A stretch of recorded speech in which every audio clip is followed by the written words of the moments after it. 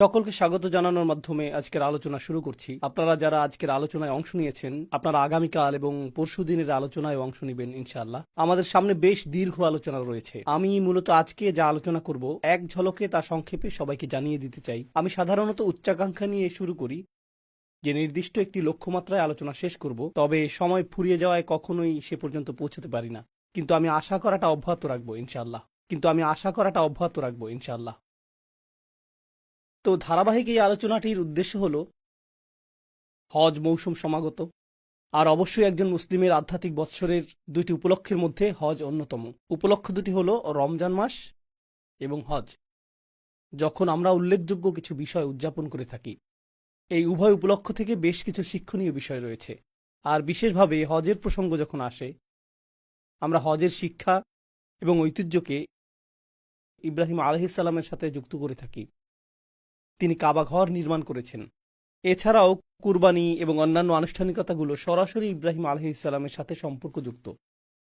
সেজন্যই হজের ঘটনাগুলোর সাথে সম্পর্কিত ইব্রাহিম আলাইহিসসালামের আদর্শ বিষয়ক খুতবা, আলোচনা এবং নসিহত অহরহ মুসলিমদের মাঝে দেখবেন। কিন্তু আমি মনে করি সেই সমীকরণে আরও একটি বিষয় যোগ করা উচিত। আমরা অবশ্যই ইব্রাহিম আলাইহিসসালামকে নিয়ে কথা বলবো, কিন্তু তাকে নিয়ে আলোচনাটি থাকবে ধারাবাহিক এই আলোচনার একেবারে শেষের দিকে। আমি মনে করি আমাদেরকে শুরু করতে হবে স্বয়ং রাসূল সাল্লাল্লাহু আলাইহি সাল্লামের জীবনী থেকে।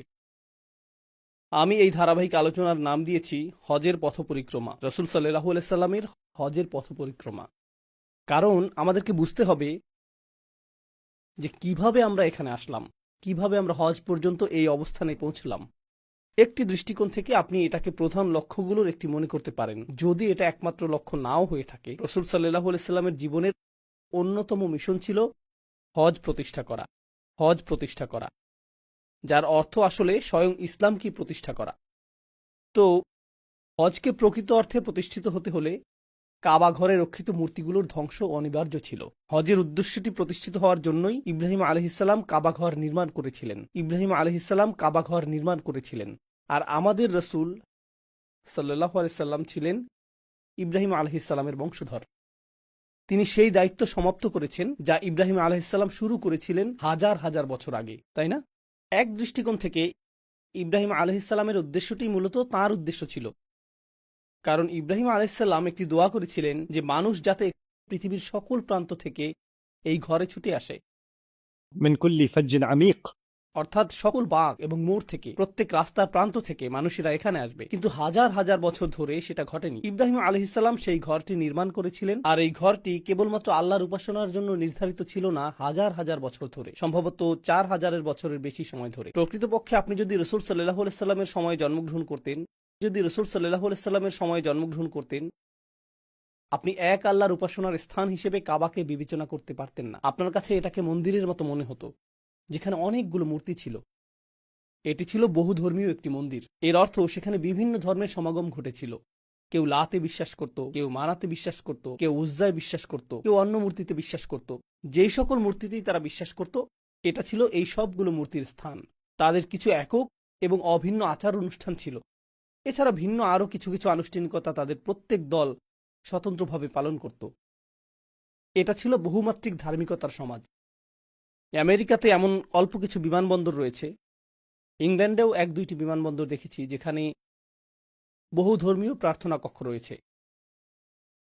সেখানে থাকে কোরআন, বাইবেল, তাওরাত, হিন্দুদের বেদ। তাকের মধ্যে এই সবগুলো ধর্মগ্রন্থ পাশাপাশি থাকে। দেয়ালগুলোতে তারা কিছুই ঝুলায় না, সেগুলো ফাঁকা থাকে। তো আপনি হয়তো নামাজ পড়ছেন, তখনই অন্য কেউ যিশুর কাছে প্রার্থনা করছে, অন্য কেউ হয়তো সেন্ট নিকোলাসের কাছে প্রার্থনা করছে, আর অন্য কেউ হয়তো তার হিন্দু দেবতাকে ডাকছে অথবা একাধিক দেবতাকে ডাকছে। সবকিছু একই কক্ষে, একই সময়ে।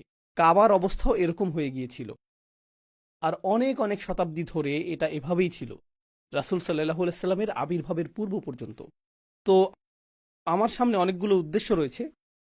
প্রথম উদ্দেশ্যটি হলো, বিশেষত আমি যখনই আগে আপনাদের এই মসজিদে এসেছি, সিরাতের কোনো একটা অংশ নিয়ে কথা বলেছি। তো আমি সেই ধারাবাহিকতায় অব্যাহত রাখব, এবং এতে 10 মিনিটের মতো সময় লাগতে পারে। কিন্তু আমি আসলে বিস্তারিত যে বিষয়ে কথা বলতে চাই তা হলো রাসূল সাল্লাল্লাহু আলাইহি সাল্লামের মিশনের শেষের 3 থেকে 5 বছর সময়কাল। আমরা এই অংশটিকে কাছ থেকে পর্যবেক্ষণ করব এবং নির্দিষ্ট একটি সূরাও লক্ষ্য করব যা সেই সময়ে রাসূল সাল্লাল্লাহু আলাইহি সাল্লামের উদ্দেশ্যের প্রতি গুরুত্বারোপ করেছে। সেই ইতিহাস পর্যবেক্ষণ করাটা আসলেই প্রয়োজনীয় অন্য একটি কারণে, যা আমি ৩০ মিনিট পরে ব্যাখ্যা করব। আর তা হলো কোরআন কিভাবে ইতিহাসকে লিপিবদ্ধ করেছে। কোরআন অনেক কিছু করেছে, এর মধ্যে একটি কাজ হলো এটা ইতিহাসকে লিপিবদ্ধ করেছে। তো আমরা প্রায় ৩০ মিনিট পরে সেটা আলোচনা করব।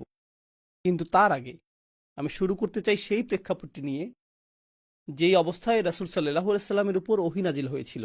আমরা সকলে জানি যে ৪০ বছর বয়সে তার উপর ওহী নাজিল হয়, আর প্রাথমিক মাক্কি যুগে তিনি কুরাইশদের মাঝে এই বাণী প্রচার করেছেন।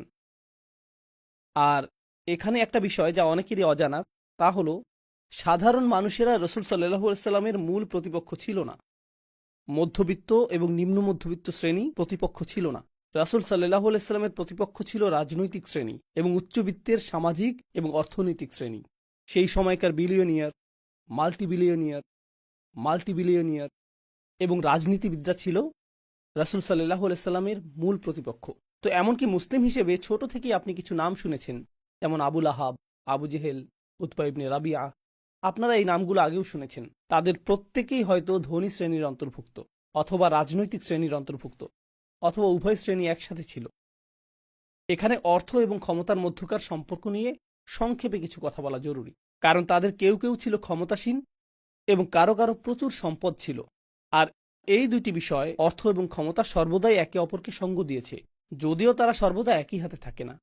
কিছু কিছু ক্ষেত্রে তারা একই হাতে কক্ষিগত থাকে। উদাহরণস্বরূপ, আজকের পৃথিবীর কিছু কিছু দেশে রাজপরিবার রয়েছে, বেশিরভাগ সম্পদ তাদের হাতে এবং সকল ক্ষমতা তাদের কাছে। তো রাজত্বের মধ্যে অর্থ এবং সম্পদ একীভূত হয়ে আছে। আবার পৃথিবীর অন্য অনেক স্থানে, যেমন আমরা যেসব দেশে বসবাস করছি, এখানে গণতন্ত্রের একটি ছদ্ম আবরণ রয়েছে, কিন্তু বাস্তবে শুধুমাত্র দুটি জিনিস এখানে ক্ষমতায় রয়েছে। এখানে সম্পদশালী মানুষ রয়েছে আর রাজনৈতিক প্রভাব সম্পন্ন মানুষ রয়েছে।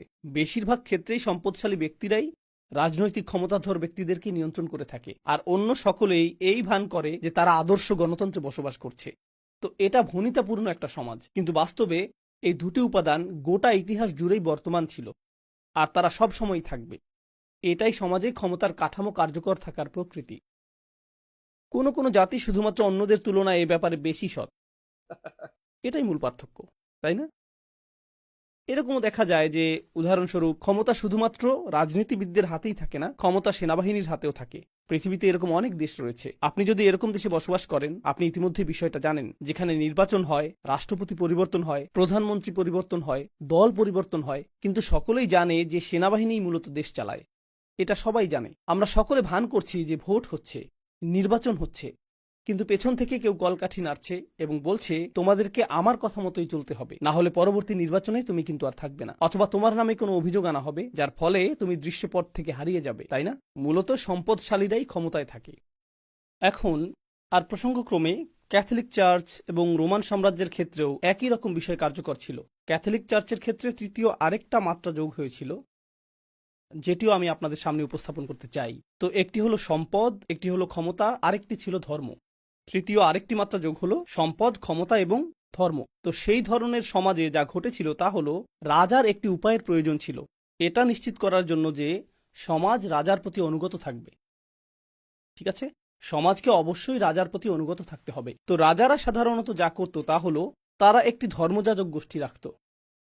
যেমন ফেরাউনের ছিল জাদুকর এবং যাজক গোষ্ঠী, অথবা ইউসুফ আলাইহিস সালামের সময় রাজার স্বপ্নের ব্যাখ্যা দেওয়ার জন্য একজন লোক ছিল। স্মরণ করতে পারছেন? এরা ছিল আধ্যাত্মিক সাধক অথবা এ জাতীয় কিছু, সেই সময়ের মরমী সাধক, ধর্মীয় সম্প্রদায়, ধর্মগুরু।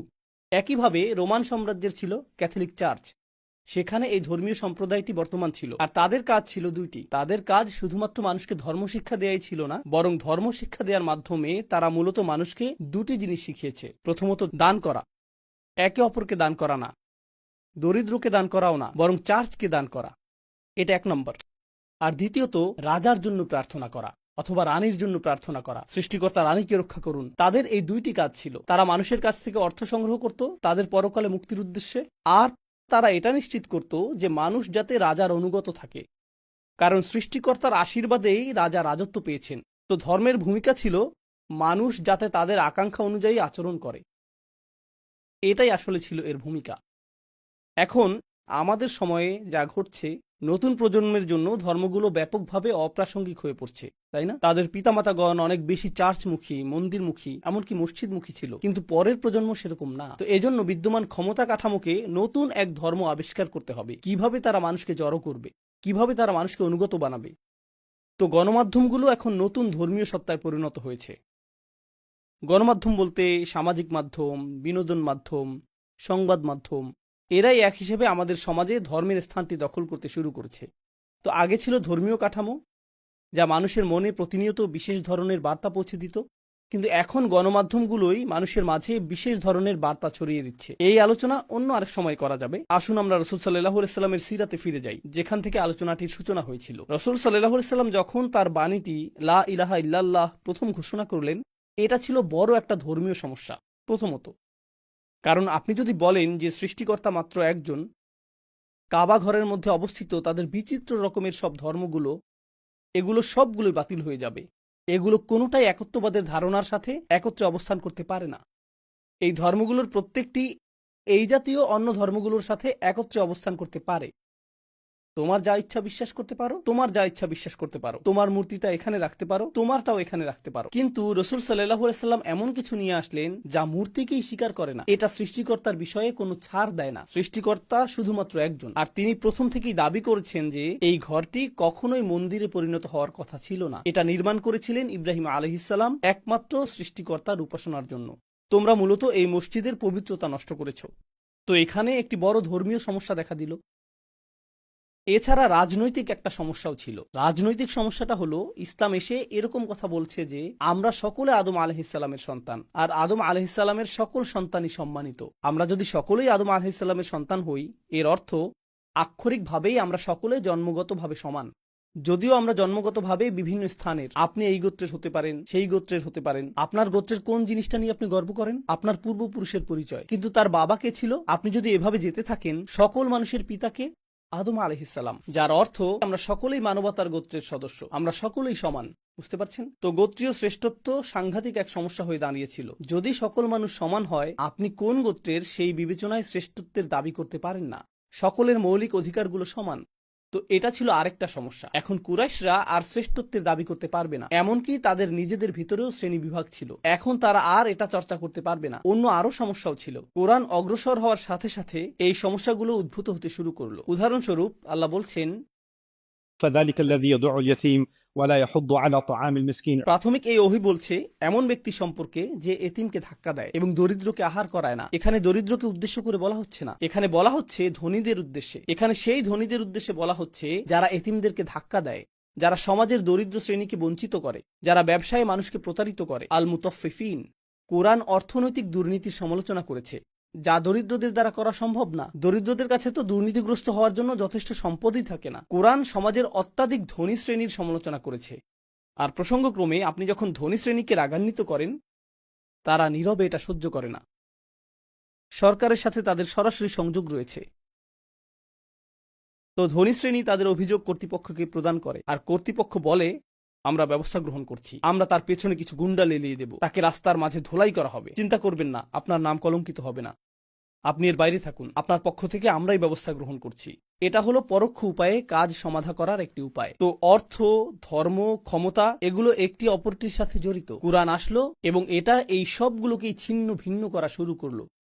এমন কিছু বিষয় রয়েছে যা ঐতিহাসিক প্রেক্ষাপট থেকে আপনাকে উপলব্ধি করতে হবে, আর তা হলো কুরাইশরা কিছুদিন আগেই আমুল ফিল নামক একটি ঘটনা প্রত্যক্ষ করেছে।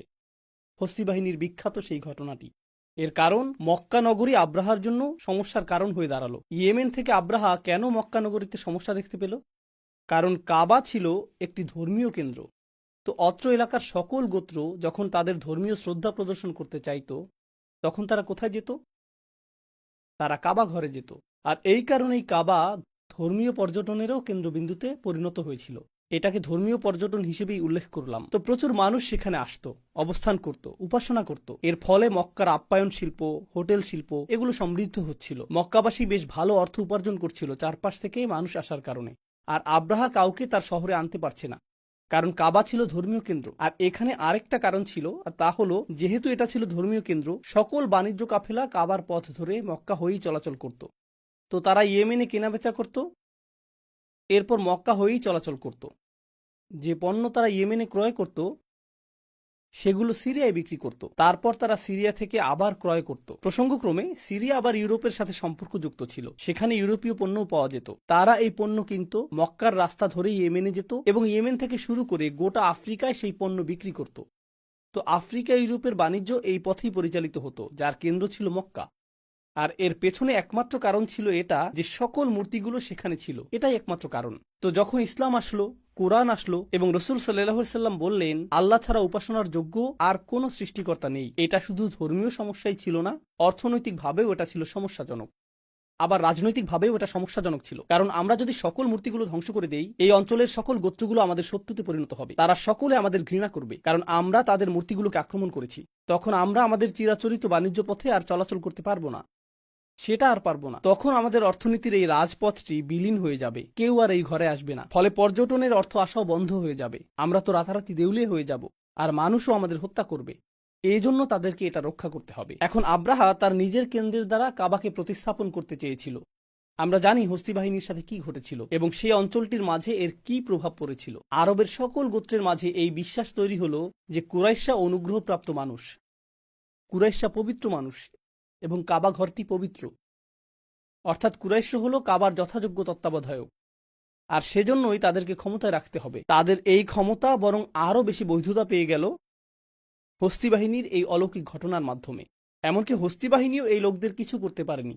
অতএব আমাদেরকেও সতর্ক হতে হবে। তো সকলেই কুরাইশদেরকে তাদের মতো ছেড়ে দিয়েছিল রসুল সাল্লাল্লাহু আলাইহি সাল্লামের আবির্ভাবের সময় পর্যন্ত।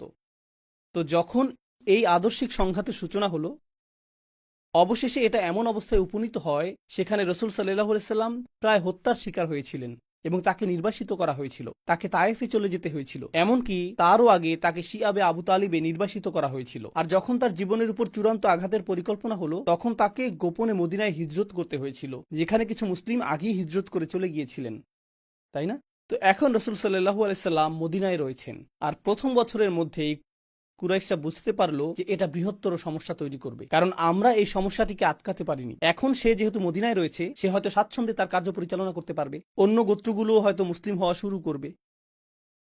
তো কুরাইশরা নিশ্চিত ছিল না যে আমরা কি এই নবীর বিরুদ্ধে, মুহাম্মাদের বিরুদ্ধে যুদ্ধ করব, তাকে এবং তার অনুসারীদেরকে হত্যা করব, মদিনা পর্যন্ত গিয়ে তাদেরকে হত্যা করব, অথবা তারা তো আর আমাদের জন্য সমস্যাজনক না, কারণ তারা দূরে চলে গিয়েছে, এটা এখন অন্য মানুষদের সমস্যা, আমাদের এটা নিয়ে চিন্তিত হওয়ার প্রয়োজন নেই। তো মক্কাবাসীদের দুই ধরনের মতামত ছিল, আমরা কি তাদের পেছনে তাড়া করব, নাকি আমরা তাদেরকে ছেড়ে দেব। আর তারা যদি ক্ষমতাশালী হয়েও যায় সেটাও ভালো, কারণ তারা তো আমাদেরই আত্মীয় স্বজন, সেক্ষেত্রে আমাদের নিজের লোকেরাই ক্ষমতাশালী হয়ে উঠবে।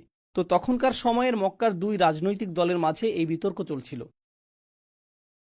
আর এই বিতর্ক চলাকালীন অবস্থায় কুরাইশরা যা করছিল তারা স্বাভাবিক নিয়মেই বাণিজ্য পরিচালনা করছিল, তাদের সেই বাণিজ্য কাফেলা চলমান ছিল।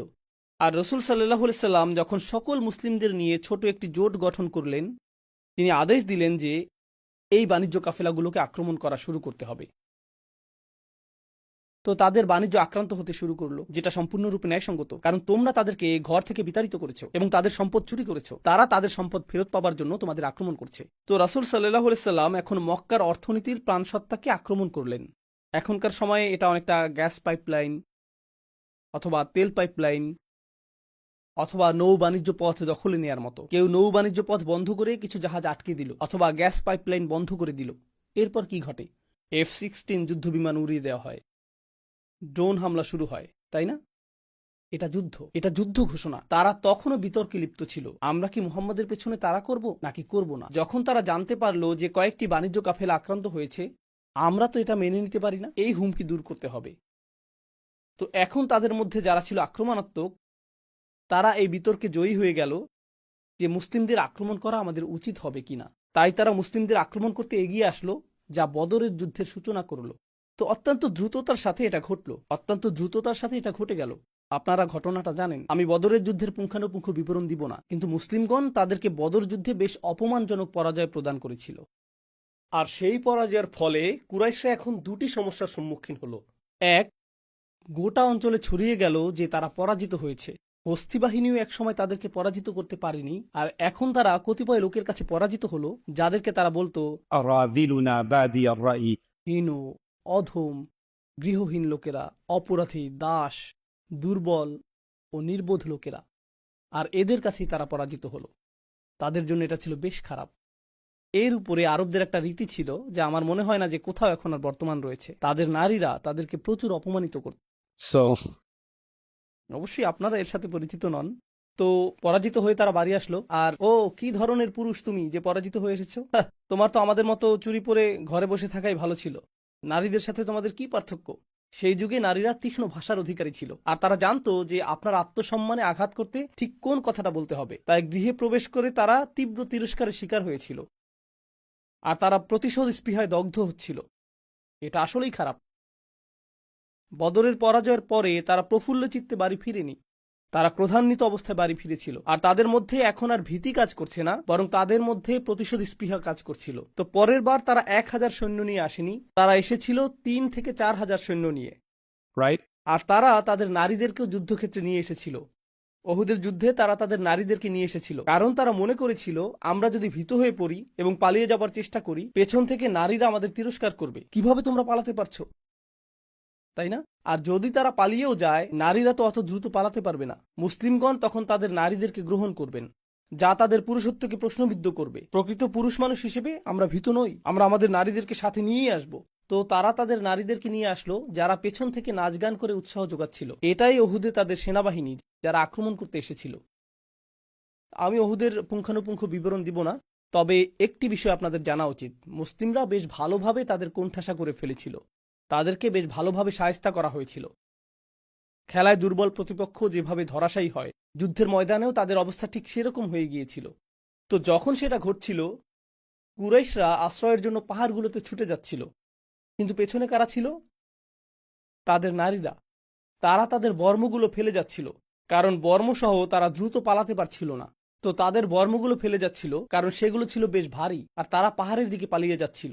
নারীরা সেখানেই দাঁড়িয়েছিল, আর তারা নারীদের পাশ দিয়েই পালাচ্ছিল। নারীদের ছাড়াই তারা পাহাড়ের দিকে ছুটে যাচ্ছিল, আর নারীদের অবস্থা ছিল, আমাদের জন্য অপেক্ষা করো। নারীরা তো পুরুষদের মতো দ্রুত পালাতে পারে না, তাই তারা পেছনে পেছনে পালাতে লাগলো। আর সাহাবীগণ উল্লেখ করছেন, যখন আমরা তাদের পিছু ধাওয়া করছিলাম, আমরা নারীদের পায়ের গোড়ালির পেছনের অংশ দেখতে পেলাম, যারা পোশাক উপরে তুলে ধরে পালাচ্ছিল পাহাড়ের উদ্দেশ্যে। এটা ছিল ওহুদের প্রথমার্ধ।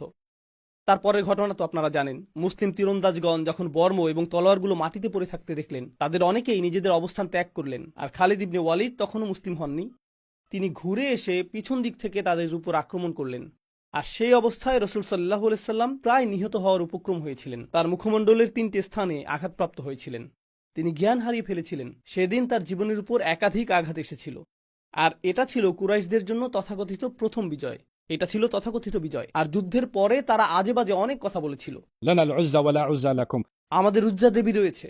প্রসঙ্গক্রমে উজ্জা শব্দটি আল আযু এর স্ত্রীবাচক শব্দ, যা এসেছে আজিজ থেকে। আল্লাহর নাম হলো আল আজিজ। আল আযু হলো যার শক্তি সবচেয়ে বেশি। আল উজ্জা অর্থ সেই কল্পিত দেবী যার শক্তি সবচেয়ে বেশি। لنا العزى ولا عزى لكم. আর আল্লাহ কোরআনে একটি আয়াতের দ্বারা এর জবাব দিয়েছিলেন, ذلك بأن الله مولى الذين آمنوا وأن الكافرين لا مولى لهم. আল্লাহ ইমানদারদের মাওলা, আর কাফিরদের কোনো মাওলা নেই। যাই হোক, এরপর তারা চলে গেল। সেদিন তারা হামজা রাদিয়াল্লাহু তাআলা আনহুর দেহ বিকৃত করেছিল। 70 জন অত্যন্ত গুরুত্বপূর্ণ সাহাবীকে হত্যা করা হয়েছিল। আপনাকে এখানে মূল বিষয়টি বুঝতে হবে, যেদিকে আমরা আলোচনাকে নিয়ে যেতে চাই। আর তা হলো, যুদ্ধের বেশিরভাগ অর্থায়ন, যুদ্ধ করার জন্য আপনার যা অর্থ প্রয়োজন, যুদ্ধের বেশিরভাগ অর্থই আসছিল আনসারদের কাছ থেকে।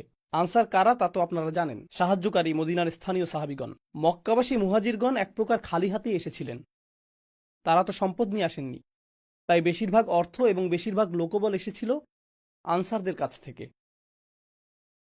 ওহুদে যখন আনসারদের মধ্য থেকে বেশ বড় সংখ্যক সাহাবী শহীদ হলেন, নিহত হওয়া প্রত্যেক ব্যক্তিই ছিলেন কোনো না কোনো পরিবারের প্রধান, আর প্রত্যেক পরিবারের প্রধানই ছিলেন তার পরিবারের জন্য আয়ের প্রধান উৎস, এবং আয়ের প্রধান উৎস সেই মুহাজিরদের জন্য যাদেরকে তারা আশ্রয় দিয়েছিলেন। তো উপার্জনকারী এবং অর্থসংস্থানকারী 70 জন মানুষ হঠাৎ করেই মারা গেলেন।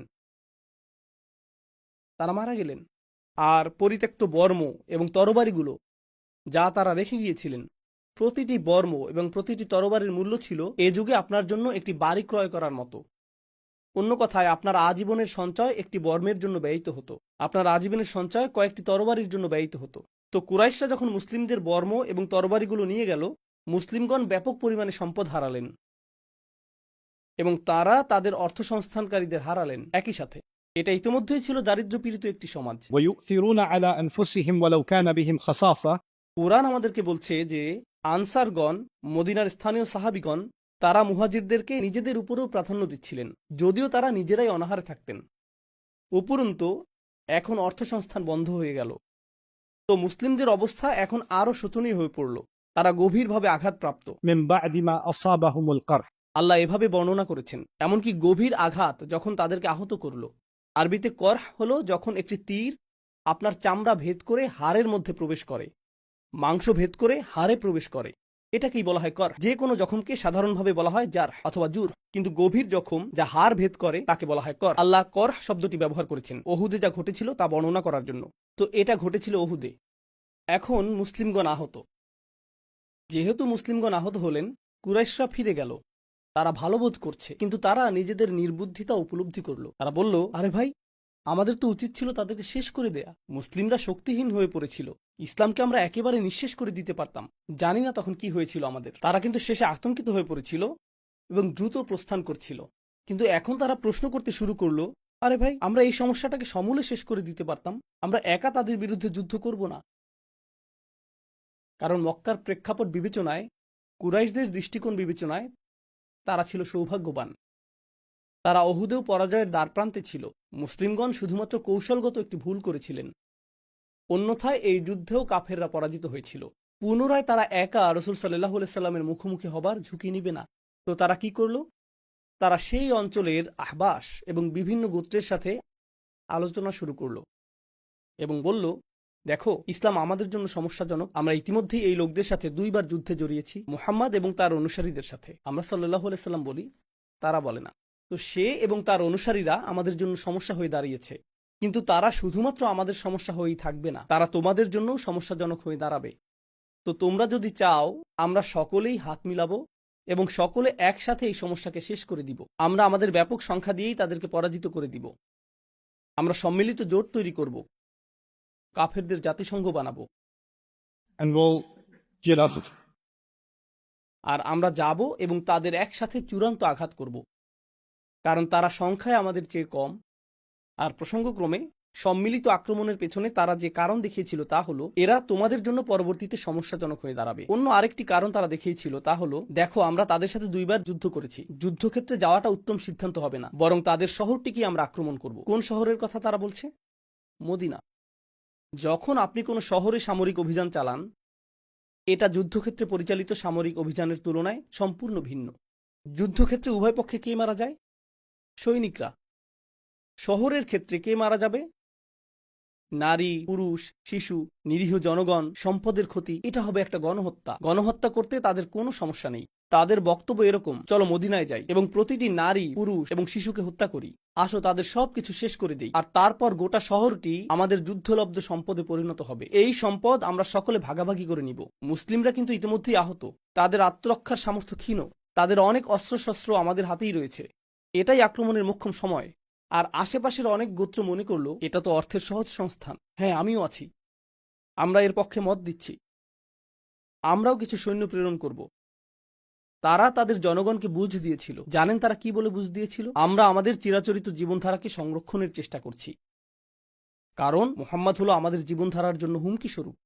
আমরা আরব উপদ্বীপে স্বাধীনতাকে রক্ষা করার চেষ্টা করছি, আমরা বহু ঈশ্বরের এই গণতন্ত্রকে রক্ষা করার চেষ্টা করছি। এটাই তাদের জনগণকে বলেছিল। কিন্তু তাদের গোপন বৈঠকে আক্রমণটা কিসের জন্য ছিল? শুরু থেকে শেষ পর্যন্ত অর্থ সম্পদ। এটাই তাদের উদ্দেশ্য, এটাই একমাত্র প্রাপ্তি, তাই না? আপনি যদি সাম্প্রতিক ইতিহাস নিয়ে অধ্যয়ন করেন,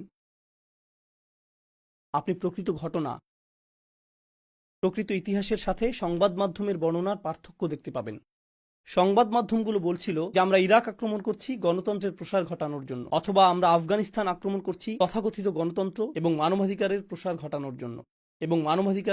ঘটানোর জন্য। আমরা তাদের উপর বোমা নিক্ষেপ করব, কারণ বোমা নিক্ষেপ করলে তারা আধুনিক হয়ে উঠবে। এটাই আধুনিকতার শিক্ষা, প্রগতিশীলতার শিক্ষা, বিস্ফোরণের মাধ্যমে শিক্ষা, তাই না? এভাবেই তারা এটা করে থাকে। কিন্তু বাস্তব অবস্থাটা কি ছিল? বাস্তব অবস্থাটা ছিল, এখানে রাশিয়ানরা ছিল ওখানে গ্যাসের পাইপলাইন ছিল, সেখানে তেলের খনি ছিল। সেই সময়কার তেলের মূল্য, আপনি যদি ইরাক যুদ্ধের সময়কার তেলের মূল্য এবং জ্বালানির মূল্য পর্যবেক্ষণ করেন, সেই অঞ্চলগুলোর কৌশলগত মিত্রদেরকে দেখেন এবং আফগান যুদ্ধের অর্থনৈতিক প্রভাব যদি পর্যালোচনা করেন, তখন দেখবেন যে এর সাথে জাতীয় নিরাপত্তার কোনো সম্পর্ক ছিল না, আর গণতন্ত্রের সাথেও এর সম্পর্ক নেই। এগুলোর কোনোটাই সেখানে ছিল না। মূলত এর পেছনে ছিল এই খনিজ সম্পদ। যুদ্ধগুলো সব সময় এজন্যই সংঘটিত হয়েছে, আর কুরাইশরাও এই চিন্তাই করেছে। এমন চিন্তা করাটা অতি সরল অধ্যয়ন যে এটা ছিল শুধুই ইসলাম বনাম কুফর। তাদের কুফরের চূড়ান্ত রূপ ছিল দিরহামের প্রতি উপাসনা, অর্থের উপাসনা, সম্পদের উপাসনাও ছিল একটি বড় কারণ। তো এখন মূল কথায় ফিরে আসি। তারা বড় ধরনের একটা আক্রমণের জন্য প্রস্তুত হচ্ছিল। একাধিক গোত্রের সমন্বয়ে গঠিত। প্রতিটি গোত্রকে আপনি বলতে পারেন এক একটি দল। আরবিতে দল বোঝাতে হিজব শব্দটি ব্যবহৃত হয়, আর তাদের সমষ্টিকে বলা হয় আহজাব। তো সেই সমষ্টি যারা একত্রিত হয়েছিল, যারা সকল মুসলিমদেরকে হত্যা করার জন্য একত্রিত হয়ে মদিনায় আক্রমণ করতে এসেছিল, সেটাই ছিল আহজাবের যুদ্ধ। আর এর উপর মন্তব্য করে নাজিল হয়েছিল সূরা আহজাব। কুরআনের ৩৩ নম্বর এই সূরাটি এই পরিস্থিতি নিয়েই মন্তব্য করেছে। আমি আপনাদেরকে সংক্ষিপ্ত কিছু পয়েন্ট বলবো। এই পরিস্থিতিতে কি ঘটেছিল? প্রথমত, কিছু বর্ণনা অনুযায়ী তারা এবার ১০,০০০ সৈন্য নিয়ে আসলো। তো ১০,০০০ সৈন্য আসছে। আপনারা জানেন যে সালমান আল ফারিসির পরামর্শ ছিল একটি পরীক্ষা খনন করা, যা তাদের সহজে প্রবেশ করাকে বাধাগ্রস্ত করবে, কারণ মদিনা প্রাকৃতিকভাবেই পেছন দিক থেকে এবং দুপাশ থেকে পর্বত দ্বারা সুরক্ষিত। তো সামনের দিক থেকেই পরীক্ষা খনন করতে হবে, আর এই পরীক্ষা খনন করতে হবে ৬ দিনে। ৬ দিনে। তো গোটা শহরটি রাসূল সাল্লাল্লাহু আলাইহি সাল্লামের নির্দেশনা অনুযায়ী এই খনন কাজে ব্যস্ত ছিল। তো এটা ঘটল। এটা ছিল ৫ম হিজরির শাওয়াল মাস, আর আল্লাহ কোরআনে এই ব্যাপারে উল্লেখ করেছেন, يا أيها الذين آمنوا اذكروا نعمة الله عليكم হে ঈমানদারগণ, তোমাদের উপর আল্লাহর অনুগ্রহের কথা স্মরণ করো, إذ جاءتكم جنود যখন বাহিনীগুলো তোমাদেরকে আক্রমণ করতে এসেছিল।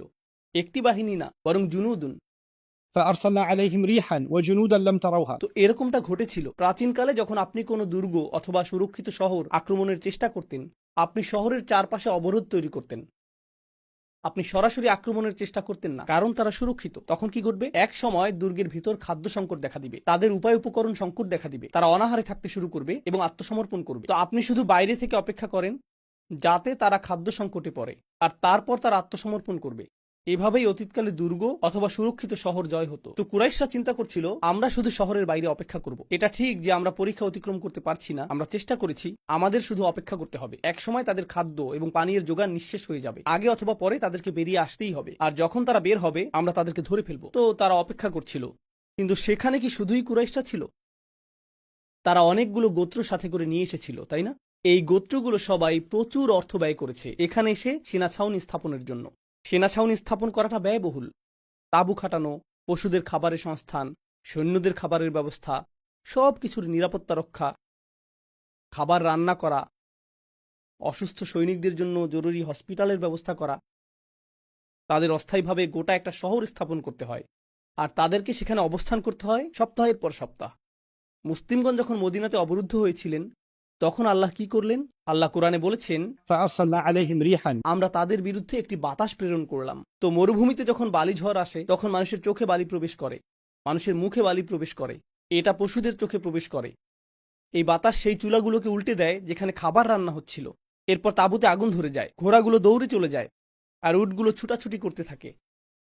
তারা এটা নিয়ন্ত্রণ করতে পারে না, এটা নিয়ন্ত্রণের বাইরে চলে যায়। অবস্থা এমন হয় যে কোনো কোনো গোত্র হাল ছেড়ে দিতে থাকে। আমরা ভেবেছিলাম এটা অর্থসংস্থানের সহজ উপায়, কিন্তু এখন আমাদের মনে হচ্ছে ফিরে যাওয়াটাই উত্তম। তাদের কেউ কেউ চলে যেতে শুরু করলো, আর এক পর্যায়ে কুরাইশরা দেখলো এভাবে এটা আর চলবে না।